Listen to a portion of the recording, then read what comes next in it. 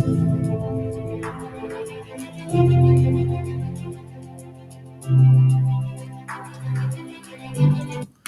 Biotu students, Mr. Jans again, day 2 of notes. I finished up with this slide with the first day of notes, and I talked about, what are some variations in sexual reproduction, and how do we get around only the females producing half as many eggs as asexual organisms do. So hermaphrodism is a way around that.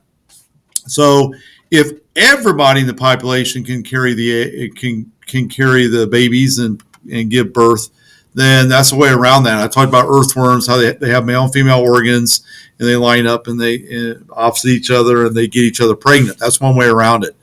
Another unique way of doing it is by sex reversal. So some animals, if the female dies or a female population gets too low, males will turn into females or vice versa.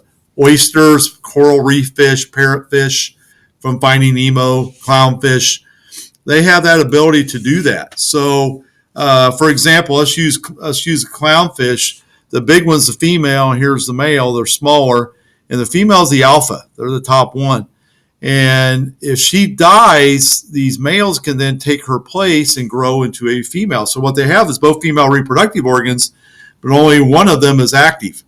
And if they need to change, it withers away and the other one becomes active. So parrotfish can do that too. So that's just ways of getting around that sexual reproductive problem of having not enough females or males or whatever the population. Usually it's females.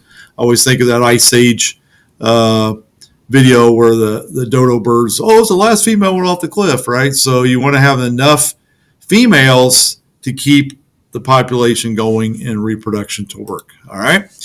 Now, what it comes down to a lot of times with sexual reproduction is how do we get the egg and the sperm united, getting chromosomes from mom and dad, getting both together. That's part of sexual reproduction. How do we get that accomplished? A couple different ways.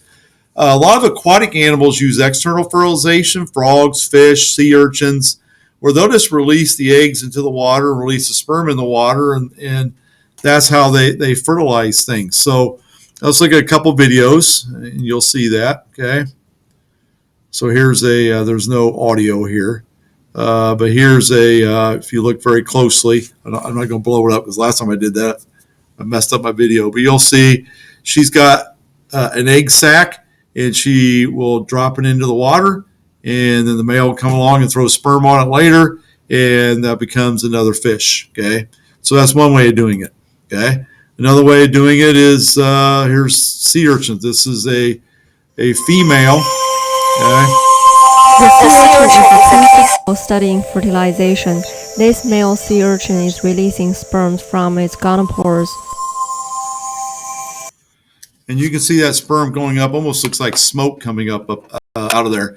And that's just external fertilization, and it works very well for those species, okay? I want to start the video again, okay? Another way is these are frogs, and you can tell male frog from the female frog by their thumb pads. I don't know if you remember that from dissection of frogs in Bio 1. But they literally will squeeze the abdomen of the female. The male is on top. He'll squeeze the abdomen, and that releases all these eggs. We call them beads. And then he releases sperm on them into the water, and fertilization takes place, and we get tadpoles that eventually turn into frogs, okay?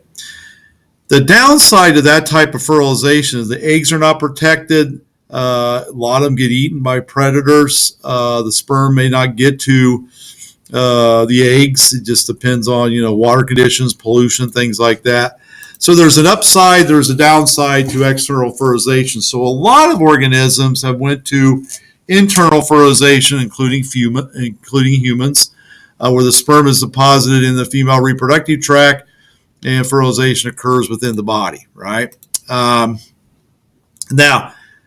there's a lot of hormonal things that have to happen. I'll talk about that later. There's a lot of complex reproductive systems. We're going to go over the human one as an example. But all fertilization requires critical timing. You got to have the ovulation and the sperm getting together at the same time. There's a lot of pheromones. There's a lot of courtship behavior. I think about birds. They'll do a lot of courtship dances and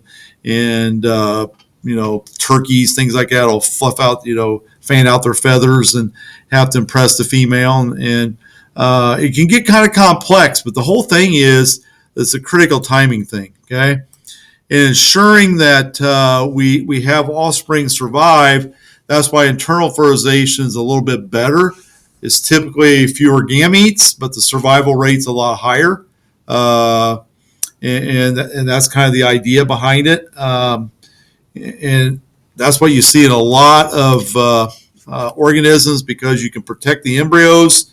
So not only are you protecting the gametes, the egg and sperm, but once we get an embryo, we can protect and keep their body temperature at a certain point. And external fertilization, laying of eggs, you're susceptible to the environment and predators and things like that. It's just all lots of things, okay?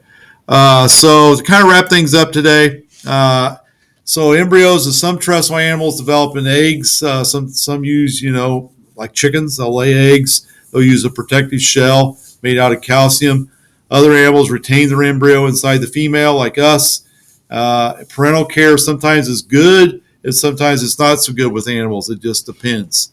I do know that a lot of animals, you don't mess with mama bears, right?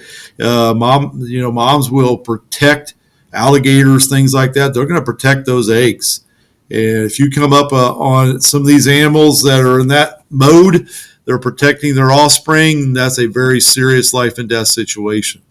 And this is kind of interesting. This is actually a female who glues the eggs to the back of the male, and the male will then carry them around and keep them aerated, free of parasites.